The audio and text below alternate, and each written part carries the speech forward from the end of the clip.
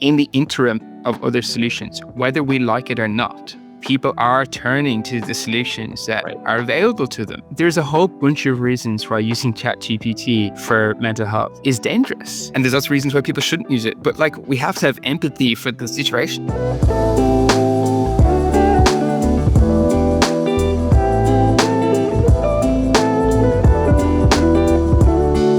Hello and welcome to Neural Compass. I am Mark Jacobstein, founding president of Jimini Health.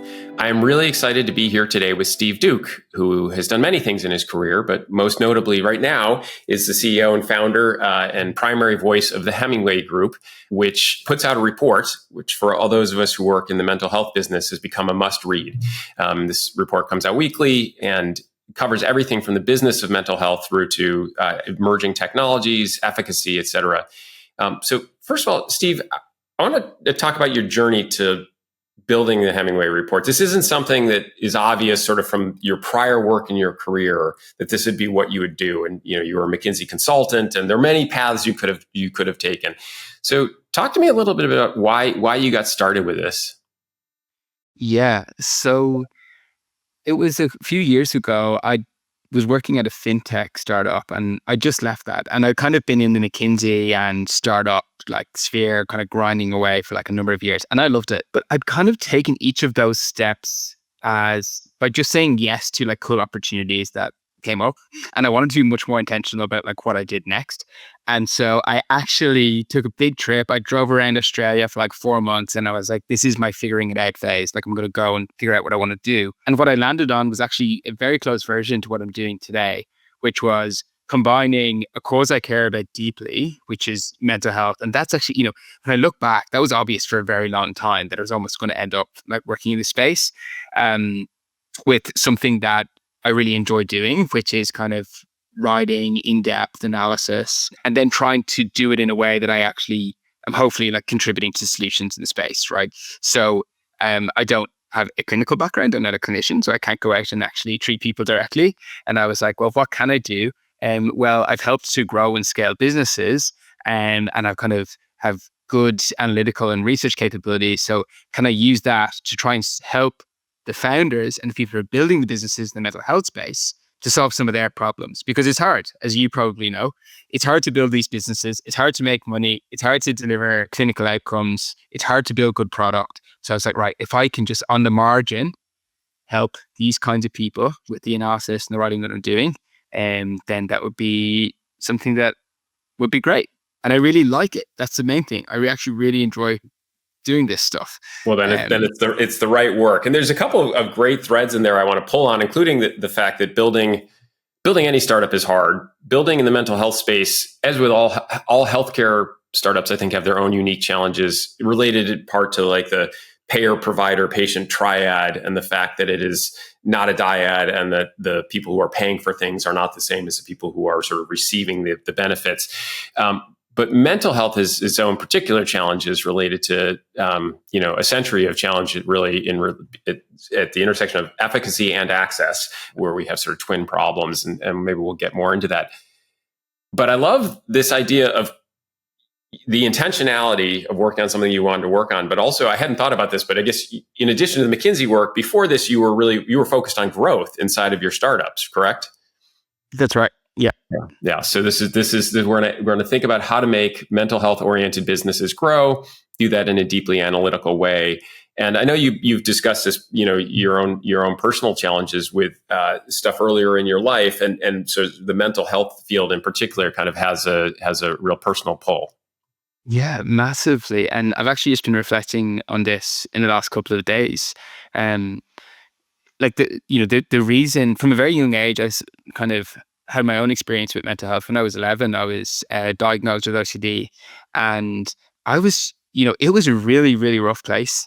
For me at the time, especially as a kid, and I was lucky that I had, parents who kind of picked up on it and had the means to get me support. I was lucky that I saw a great psychologist, and so I responded really well to the treatment. And it gave me a couple of things. One was deep empathy for somebody who lives with a mental disorder. Right, I know at least a version of what it's like to go through that. But then also give you a lot of hope, because if you had told 11-year-old me before I'd actually gotten any support that my life could be the way it was, 6 months or 12 months later, I don't think I would have believed you. But then you go through the process, you're like, oh, you can actually get better, right? Right. You can have a vastly different experience of your life, if you can kind of get the right treatment, if the right people are there to help you. And so, from a very young age, I kind of had that. And then, like most people, as you go through life, you have other people in your life who experience things, and that just deeply impacts me. And the reason I was thinking about it recently, because in Australia there's a couple of AFL players who unfortunately recently took their own lives, and then I had somebody, you know in my social circle, who I don't know directly, but like take their own life over the weekend. And every now and again it hits you that, like, oh shit, like this is This is this is real. real. Yeah, Yeah. exactly. Like this is real stuff. Like, Yeah. Well, so first of all, thank you for sharing the personal story. I admire the courage, and I think one of the really important things that's happened in the mental health field in the last, 4 or 5 years, last decade maybe, is more and more people being willing to talk about their own mental health challenges. I do as well. I struggled with anxiety for a good 15 or 20 years, and it took several therapists and a lot of hard work. And I'm a much happier and healthier person for the work that happened. But I think it's a field that is full of people who, many of whom have either had their own struggles or are touched by somebody who has, and that's part of why they ultimately decided this was very important. But I take your point here in regards to like an incredibly important social problem. I sometimes describe anxiety, depression, mental health challenges as the ultimate comorbidity. Is not only do these things make people unhappy, potentially in the most catastrophic scenario, make people suicidal, but they also bring everything else down, right? Everything from your own physical health becomes a comorbidity for your heart disease or your diabetes or what have you, but also even social ills. I mean, I tend to think that a lot of what is happening in the world that is not so positive, and and misinformation, so many of these things I think of as are ultimately underpinned by things like fear, which is another word for anxiety. Anyways, again, thank you for the courage and for the work. I think it's something that a lot of us in the field share. One other question for you. So I've read you call the report the Hemingway Report, which I think is interesting.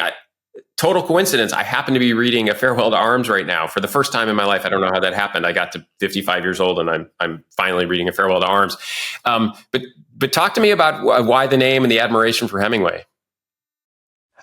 Yes. So I really like Hemingway as a writer. Just always appeals to me. He's very um, direct and precise in his writing, which just something that always resonated with me. I just love it.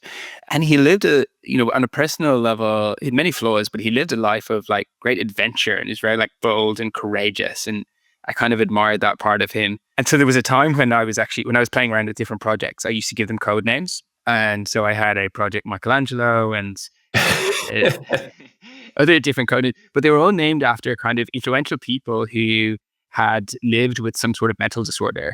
Now they didn't have, DSM-5 background. Michelangelo was floating around, but like most people reckoned, like he probably lived with something and similar with Hemingway. And Hemingway actually took his own life at the end of it. And so, yeah, I used to name them after these people that I kind of admired, but had lived with some form of It's a mental long distress. list, right? Churchill, and yeah.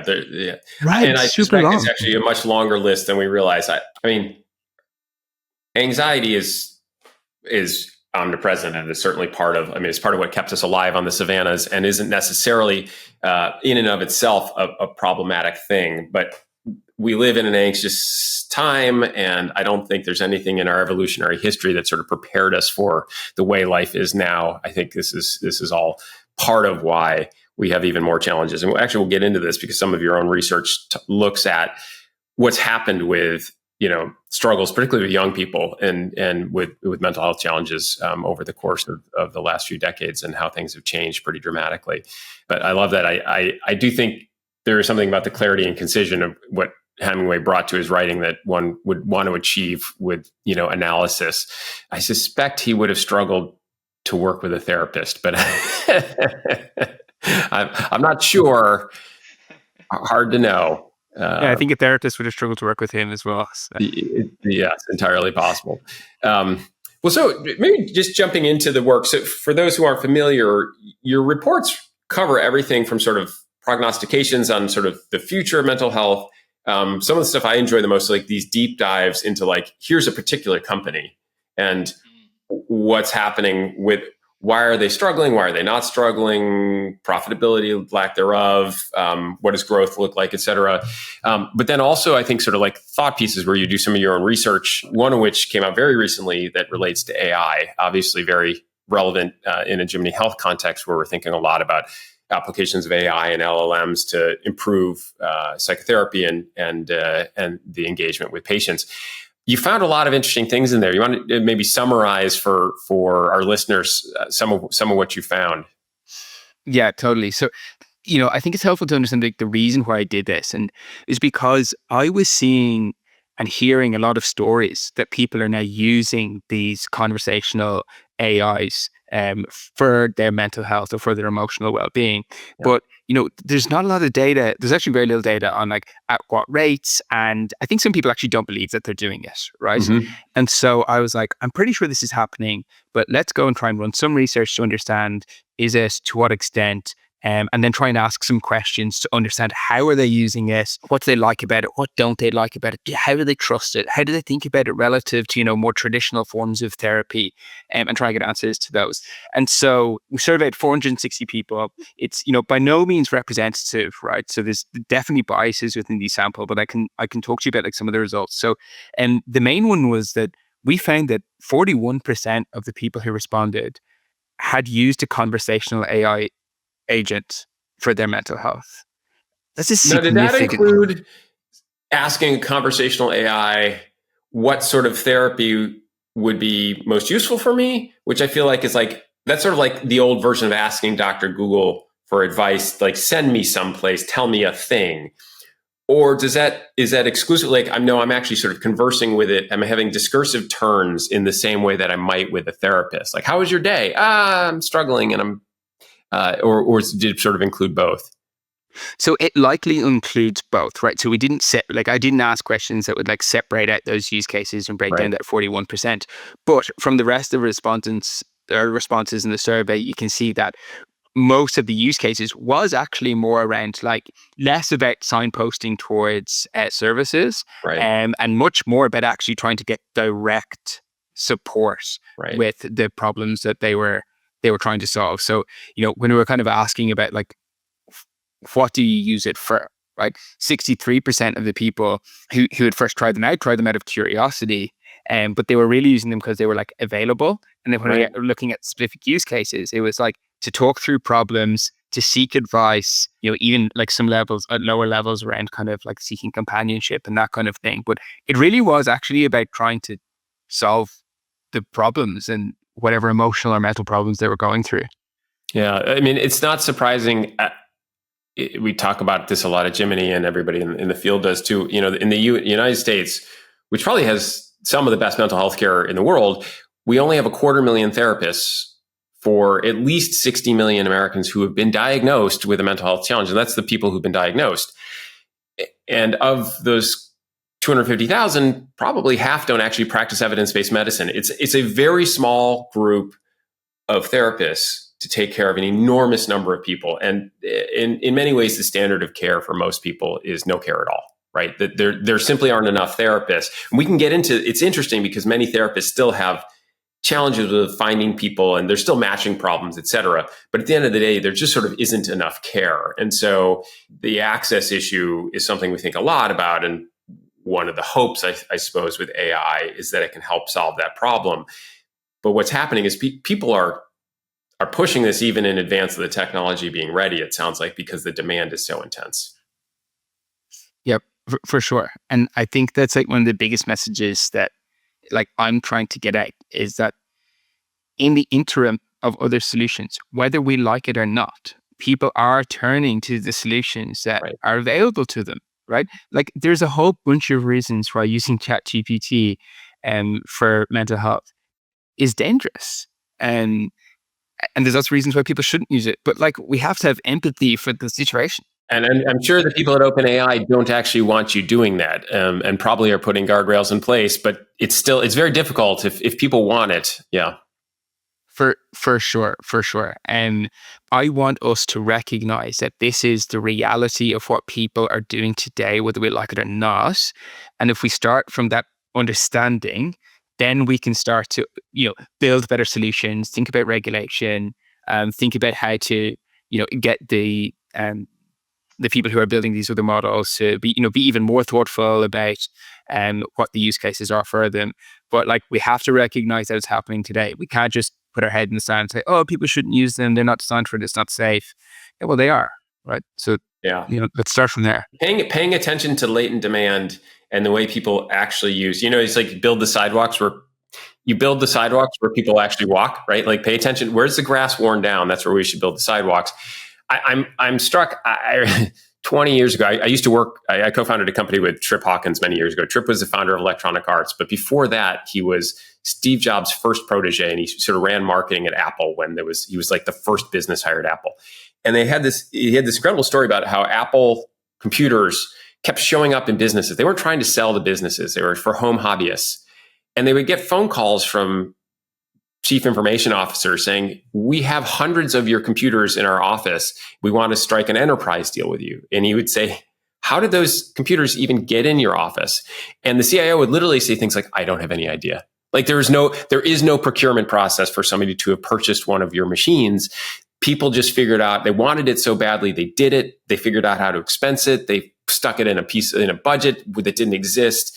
And so let's figure this out. And I think that part of what we're seeing with this demand for people using services that are not really designed for therapy, whether it's Claude or ChatGPT, or in some ways sort of worse, like something like a replica, which is designed to be like really engaging, is we need to solve for the core problem, which is that people want this, and that makes it really important for folks who are in the industry to get the services as good as they can, as fast as they can, and as safe as they can, because it's happening. Mm-hmm. Mm-hmm. I agree. So what else? There were some other things in there that I thought were interesting in regards to trust, which you found.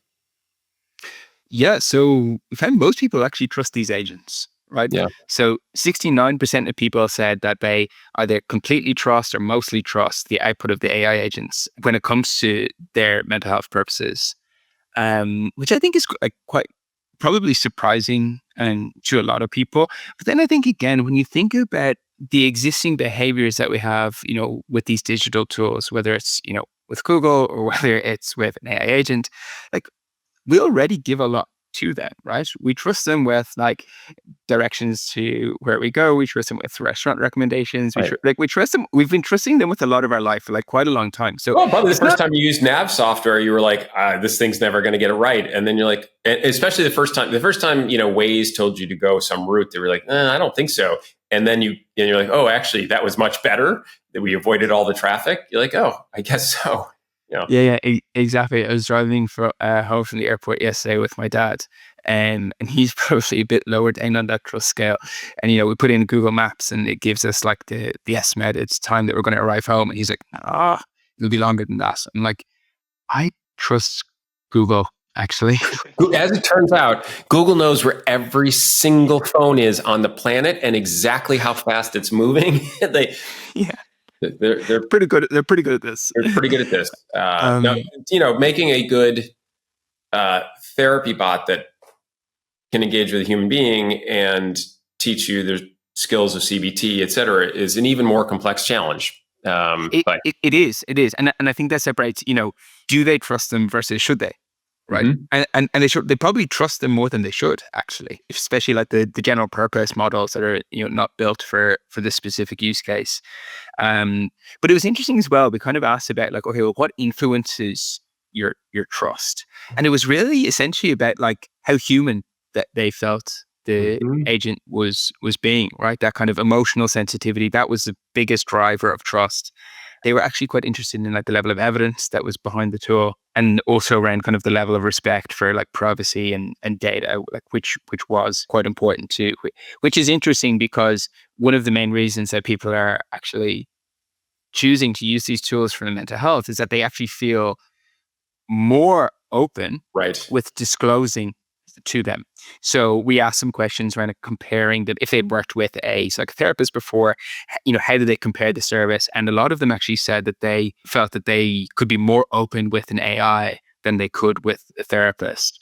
And so then obviously if they're being incredibly open and vulnerable with them, trust around privacy and data becomes very important. Right. You better not make a mistake. And I think it's incredibly important for all of us who work in the industry that we're even more careful than careful in regards to the PII. And these are people's most sensitive thoughts and feelings, et cetera. Exactly. One of the strengths and weaknesses of humans, I suppose, is that we are so adaptable so quickly. There's a very funny joke. Coming to an airplane, somebody tells them there's Wi-Fi on the airplane. They're like, "Oh, that's amazing! I had no idea that you could have Wi-Fi on it." This was when Wi-Fi was new on an airplane. You could have Wi-Fi on an airplane. That's fantastic. They get on the plane. The Wi-Fi isn't working for the flight, and they're all ticked off, right? And it's perfect. Right? Like, I've adapted so quickly that I can be mad about this thing I didn't even know I was going to have until 5 minutes ago. But I think that. For better or for worse, we take on a lot of new technologies that way, and so at first, for a second, it's scary. Then it's kind of amazing and cool, and then it's just like boring, and it's the thing that we use to solve our problem. And I had somebody describe self-driving cars that way to me recently. I was like, "That's exactly right." First, you're like, "No way!" Then you're like, "Wow, this is amazing!" And then you're like, "Whatever, my Waymo's getting me where I'm going." Right. Yeah, It's incredible. Like the first ride I took in a Waymo, it was like cool. And honestly, within minutes, I was like, huh. And then I just went back to what I would just right. have done in an Now Uber it's anyway. just a new It's tool. bizarre.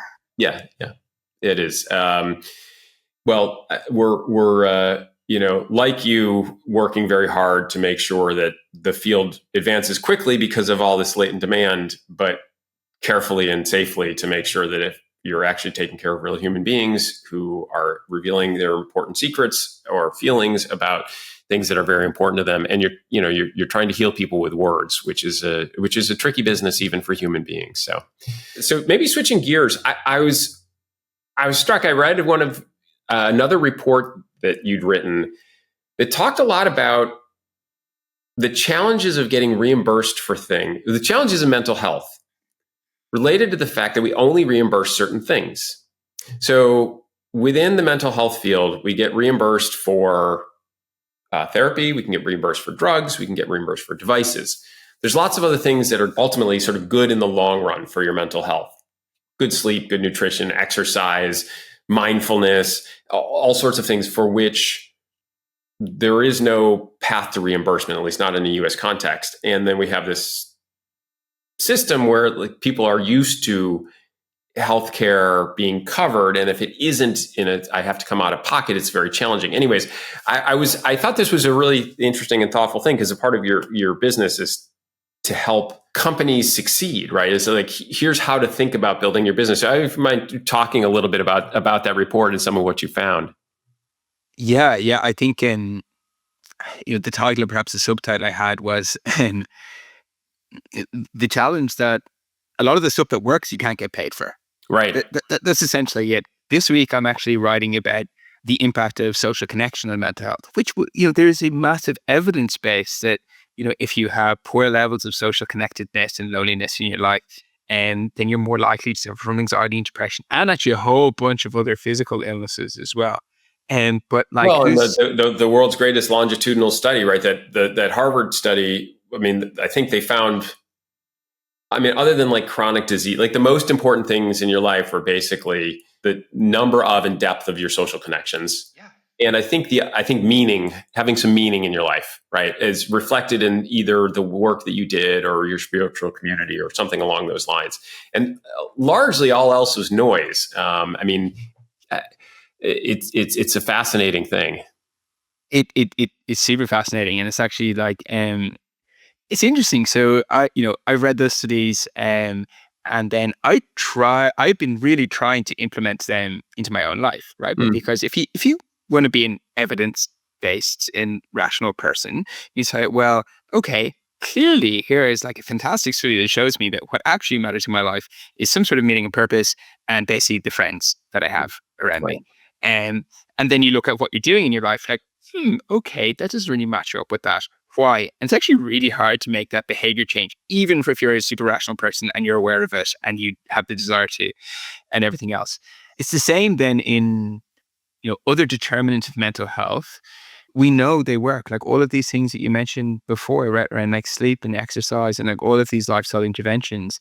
And it's really just like one of the frustrating things about like the system, and it holds us back from being able to implement solutions. But I also understand why, right? It's really difficult to build a reimbursement model that actually pays for this stuff because it's really messy, right? Like It's lifestyle medicine is like so fantastic, but messy, it's and super yeah, messy. yeah. And what are you going to pay? You're going to pay like on a per new friend basis, or and then obviously you can pay for like a specific intervention. Or okay, I'm going to teach this person how to you know build better social connections. Maybe I can charge for a 30-minute education thing, or whatever else. But then that gets really really difficult. And like, what Even evidence in a is there that value-based that world, which we don't really live in, when you have something that is so confounded, right? Am I happier because I have lots of friends? Do I have lots of friends because I'm happier? Do I like what's the study how big does a study need to be that I would run with a Kaiser or Geisinger to demonstrate that this thing that I had really was ultimately in the medium and long term impacting people's overall health and hence cost to the system would be a very difficult study. It is not like I gave them the drug, we took a picture of the tumor shrank. It's a much more challenging thing. it's super challenging. And well, I think a couple of things. So one, it's easier, or there's more chance of getting paid for it in the value-based care world, Yes. right? And the more aggressive a value-based care contract that you can actually enter into, more likely the better reimbursement you can have. Because you actually move all the way down to actual outcomes for the population that you're responsible for. And so then you actually do have the freedom to engage in these sort of lifestyle interventions that at work. But what do you do if you can't do that? Because that's not, the reality is for a lot of, especially startups, you can't engage in these VBC Right. Right. contracts. You have to get through the sort of valley of death in a fee for service world, because in order to win a value based contract, you have to show that it works. You have to build a product that costs a bunch of money. You have to iterate on it because you're not going to get it right the first time. And then you have to run a study with the right KOLs and the right institutions who are only going to work with you if you have demonstrated that it largely works in the first. Anyways, it's a multi-year process, and for a startup, it's many millions, if not tens of millions of dollars, kind of to get there. Yeah, super, super hard. And so I think, the options are to try, and this is hard, but to try and be creative around it. Well, what other models might I be able to implement where, I can, at the very least, break even for delivering this service, right? And delivering this kind of intervention. So, like, I'm actually writing today about the impact of social connection. And one of the big problems that perhaps we can talk about with some of the mental health businesses, especially in the US, is actually acquiring like patients Hmm. into their service. And it can be quite expensive. And that puts significant pressure on their unit economics, which is one of the major challenges in the whole industry. And I'm like, okay, well, we have a population that is craving social connection, right? And then we have mental health businesses who will offer therapy or whatever other intervention they have, but are really struggling for customers. It's like, well, why can't they build some sort of product that provides a solution for the social connection in some element, but really is serving as an on-ramp to their other services. And so you actually put it down as like an acquisition cost, right? It Mm-hmm. goes into your marketing budget. And like we see, like this, I live in Bondi in Sydney, and every weekend there's an activation from Nike or Lululemon or Hoka or one of these places who is running a run club, and they're doing ice baths afterwards, and everyone signs up to it. And it's obviously great marketing for them. So first of Uh, all, you've just confirmed all of my stereotypes about Australia. Like, like literally, everybody's like, let's go run, and then we're going to jump in the cold water. yeah, it's true. It's true. It's especially in Bondi, but it is true. But I mean, like these companies have kind of tapped into the zeitgeist. Like they understand like the needs that is there from the population that they're trying to serve, and they find creative ways to meet that need, but in a commercially incentivized way, because Right. they're obviously building their brand and they're selling Right. shoes off the back of this. And I think that's fine, right? Yeah. So, Yeah. you know, I love that. And I think one of the examples you cited in this story was somebody who'd built a sleep app, but instead of talking about like, better sleep is useful for your depression or your anxiety, et cetera. They allowed for like peak performance or something. It was like they structured it in a way that was more appealing from a brand perspective, perhaps to people who were likely to sort of come out of pocket for it until they had enough data to move it into sort of a reimbursed world. yeah, 100%. And I think that's kind of, sometimes I have a criticism of parts of the mental health industry that, you know, I think fail to meet people where they are in terms of what they actually want and what they will actually pay for. And I Mm-hmm. think it's okay to meet them there and to get them to pay for something where the secondary benefit is an improvement in their mental health, Mm-hmm. right? So, not that people are paying for this necessarily, but I think one of the best things, and I think I referenced it in the article, one of the best things that's probably happening for mental health, especially with young people, has been like this rise of run clubs, right? Now, if I went and pitched my friends, it's like, hey guys, we have to go to this run club tomorrow because, the evidence says that it's going to reduce our risk of depression and anxiety, and they're not going to go. Right. But if I go and say, hey guys, when it comes to this run club, there's a load of people that come to it. And actually there's a load of girls too. And you can meet the girls and and that's kind of why you're going. Right. And it's That's the very pitch, but, social. but ultimately it's also good for anxiety and depression and loneliness and all the rest of Right. it. Yeah. And I think that's, I think we need to understand that. I think it's people, even in physical health, I think I could be wrong on this, but I think a lot of people want to get into good shape for appearance reasons. They're not necessarily thinking about reducing their risk of cardiovascular disease when they're 65, right? Right. But that's not necessarily a bad thing. And I think probably something is similar in mental health, right? If you want to get people to take the actions that reduces their risk, you can't really market to them saying like, hey, this will reduce your risk in 10 years time. And I think it's okay to, as long as you're kind of ethical about it, it's okay to kind of find ways to pitch that in a way that actually meets them where they are and something that they care about. Yeah, you sort of structure the choice architecture in a way that like, oh, this is there's an immediate benefit and I see the payoff and the reason I want to do this now. I really personally have tried to structure my own life to your point around exercise. I have two small kids and my career is busy anyway, so I don't have a lot of extra time. So I've tried to structure my exercise time as also social time, right? Because otherwise I'm not going to have any time for friends. And it's, I think it also makes it much more likely that I'm actually going to do the exercise, which I need to do for all of these reasons. For sure. I love that. Yeah. Yeah. So I mean, another common theme, and we've touched on it here a little bit, but I know you spent a lot of time talking about the sort of the impact of poor mental health as a comorbidity with other stuff. I know there was an article that came out recently that you'd cited in regards to like the impact of psychotherapy and antidepressants, for example, on patients with heart disease. I always love to see things like this. It confirms what I believe. We still struggle sometimes with payers. Payers still don't love behavioral health, despite sort of all the positive knock-on effects. I'm curious if this is something that you plan to go deeper on and have spent much time with. I do. I want to unpack this more. I think it's hard. Part of me is resistant to, because it's very frustrating, right?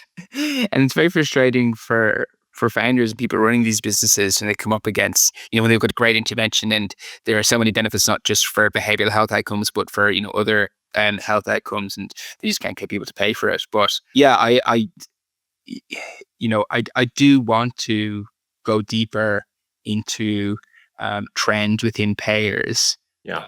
I don't think that I can, I have anywhere near enough influence to change their minds on these things. But I know there's a lot of very smart and influential people who are trying to change their minds, and Well, I think it on the starts margin, if we with can. people understanding what's actually happening. I mean, Right? Yeah. Like nothing disinfects like the light of day and all that. But I think, I mean, I often actually think, I mean, people, I've met a lot of people with payers. I've never met one who I felt like had poor intentions. Everybody Oh, wants, sure. right. But you have to anyways, you have to understand the impact of, well, first of all, like which therapies do work, because we shouldn't pay for therapies that don't work, right? And this is actually one of the many challenges in mental and behavioral health too, is that we've had an efficacy challenge. There are things that work, and there are some things that work very well, but historically, we've been stuck. For example, with anxiety and depression, we've been stuck at a Cohen's d of like, I don't know, 0.35 or something for a very long time. And there was an important revolution that happened sort of with CBT and the other related EBT, DBTs that happened around the same time. There hasn't been an awful lot that has changed in the field since then. Now, we still don't have everybody practicing evidence-based medicine. That's on the therapy side. And then similarly on the therapeutic side, I'm personally cautiously optimistic about what's happening with the advancement of ketamine and MD. Some of the we talk about them as psychedelics, which is how they are used in a non-medicalized way, but really I think of them as the neuroplastogens, right? That seem to have enormous ability to help people with severe depression, with PTSD, a lot of areas. Anyways, there's a lot of hopeful stuff, but there's also been a lot of challenges historically, and I think that's probably part of why there's been payer pushback. And so if your report can help to elucidate, like, here are the things that really do work, and here are the trends we're seeing that are really useful, and also here's the stuff that doesn't work that you shouldn't pay for, et cetera. Anyways, I think that can move the needle. It takes time. Yeah. No, I think you're right, and I completely agree that one of the things that's probably not talked about anywhere near enough is, almost the flat line in the rates of improvement on outcomes for many mental disorders, right? And like access, it has been and remains a problem. But if we're just getting people access to treatment that is not improving, that won't get us to where we need to get to. And if I think about, if I'm a payer, right, some of the trends I'm seeing now within payers is like they're being pretty tough with their providers in terms of like the rates that they're willing to pay, and some of them are negotiating them down, not even up, to stay at pace with inflation. And if I put it into their shoes, I don't know this for certain, I'd be like, hey, I've actually increased my behavioral health costs pretty significantly over like the last decade because we had to increase access, and that was the right thing to do. But you guys aren't giving me any better outcomes. That's right. Right.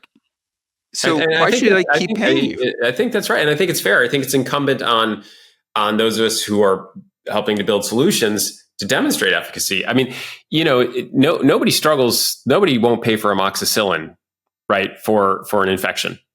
We know it works, right? The data are incontrovertible, and things get much more complicated. Mental behavioral health is always going to be messier because humans are so multifactorial. I think that's right. I think part of what we've heard when we've had conversations with payers, when you talk about specifically, we work in therapy and AI enhanced therapy, is that it's very difficult for payers to understand which therapy is working for whom, right? They end up sort of reimbursing for time. And some therapists are doing a fantastic job. Most therapists perhaps are doing a terrific job practicing evidence-based medicine, and some are not. But very few are actually measuring the outcomes. I mean, I was in therapy for over 2 decades with many different therapists, and frankly, have never had a PHQ-9 or GAD-7 score recorded. And I think part of what we hope to do with our platform, and I think others who are building digital tools, is, among other things, is like measure, right? Measure what's happening for the patient throughout their journey. It's incredibly useful for the therapist so that the therapist can modify the treatment path. Oh, this is working or this is not. But it's also useful for the payers. Now I've got copious data that demonstrates not everybody gets better, not everybody gets better at the same pace, et cetera, but that over time, this is generally working. Here's the data to demonstrate that. now please cover this is a much easier conversation to have than like, could trust me on this, right? And I Yes. think that's been one of the challenges in the field. Yes, I completely agree with that. Terrific. Well, Steve, we could talk all day because, like, literally for people, again, go to the Hemingway Report. It's terrific. There, like every week, there's a new thing. You could read these, and we could probably have a 45-minute conversation about each one. But I'm really very happy to have you doing the work that you're doing. I think it's really important for the field. And maybe as just a parting thought, anything that you're reading these days that you think is, it doesn't have to be reading, consuming, listening to like a podcast, a blog, a great book, at the Yes. intersection of sort of new technologies, which includes AI, but also other scientific advances and mental and behavioral health. Anything that jumps out at you, or for that matter, it could be a 100-year-old book from Hemingway. Yeah. Well, actually, somebody I've been reading a lot lately is Alain de Botton. Are you familiar with I am his not. work? I mean, I don't know how you describe. He's a modern day, I guess, philosopher and writer. But the book that I'm reading at the minute is called A Therapeutic Journey. Okay. It's essentially he looks at um, mental health and well-being, but through the eyes of like a psychologist, but also to the eyes of like a philosopher, um, and has some really interesting takes on how we should approach it. I found it like really insightful and resonant with me, um, and yeah, I was reading it and I was thinking to come back to your idea around there being kind of therapists who practice like evidence-based medicine and those who don't, right? But even within those who do practice evidence-based medicine, there's a really big distribution in terms of like the quality. And one thing that I've been toying around with lately, I was like, you know, there is like the best therapist somewhere for me, right? Or for even for a whole category of a population. And how do we get that level of quality to everybody instead of them having to, roll the dice on the distribution curve of effectiveness? And I was reading him and I was like, if I had Orlando Batan as my therapist, like that would be wonderful. Like that's kind of what I wanted, right? I Right. was reading Right. it and I was like, I want to ask him a question now about this chapter, but with the context of my own life. And I think that capability is probably not a million miles away with AI. And I think so. I was thinking about that on the flight. That's interesting. So first of all, it's like all the best books kind of reframe something for you in a way you never sort of thought about it before. And I concur. I think one of the great promises and hopes of AI is that it will allow people to get the best therapy they could for them. Right? There's some sort of, there's everything from sort of understanding who you are and what you need and what that might mean in terms of the human therapist that you get matched with, but also then the sort of informing the therapeutic process, which will change over time as your own mental state changes over time, which is some combination of understanding the evidence in terms of what humans respond best to, what exercises are working for, are we going to, is this sort of CBT? Do we need to do cognitive reframing, restructuring? How are we going to do it? Which exercises do you respond to? Which ones do you do not? Do you need sort of a kick in the pants or a pat on the back? I think that is the sort of thing that we can improve algorithmically over time, and Yeah, it is one of the hopes.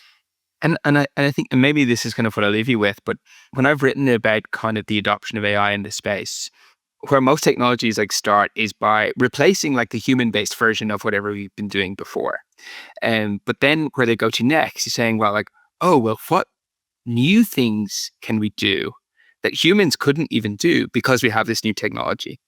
And I think that's going to be very, very interesting in mental health care. Like it came up very recently. The psychologist that I see in Sydney, I was leaving, I was going to be away for a couple of months. She was going on maternity leave. So essentially, we ended the last session, we're like, oh, we're not going to see each other for like a year, even though we've kind of actually just unlocked a couple of things. And so, like, she was like, oh, I can hand you off to my colleague, etc., whatever else. But there definitely was like some sort of problem that could have been solved there, where, because a lot of it was, much more about like discovery and help me to ask questions and whatever else.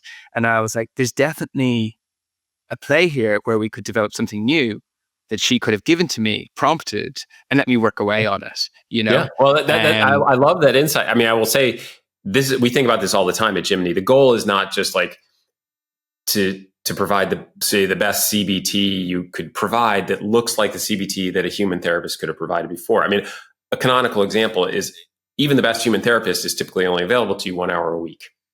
And there are 167 other hours in the week where you might be having a panic attack, you might be having trouble sleeping, you might be ruminating, also where you should and could be practicing the new skills that you've learned. I'm going to do some cognitive reframing on the black and white thinking that I just did, and I'm going to do an exercise in that in the moment.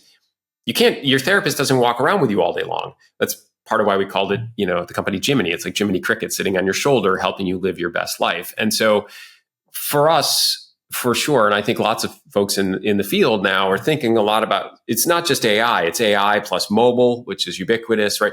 How can you restructure things that in ways that we hadn't in the past? The same thing is happening on the therapeutic side. I think people are understanding on a deeper level what's happening with your brain as well as your mind, and that is changing the way that we are approaching therapeutics too. So hopefully it's I like to be optimistic about sort of the future of mental health. I think it's a really exciting time. Yeah, me too. And I think this is, my macro thesis on this is that, we are still very early in our understanding of the brain and the mind, but we're making rapid progress. And as that scientific progress develops, that will reach the clinic and it will reach real humans. And that's my reason to be hopeful. Yeah, terrific. Well, I hope you're right. Steve, I really enjoyed the conversation today. Thank you so much for your time, and look forward to reading more of the Hemingway Report. Yeah, I really appreciate it. Thank you.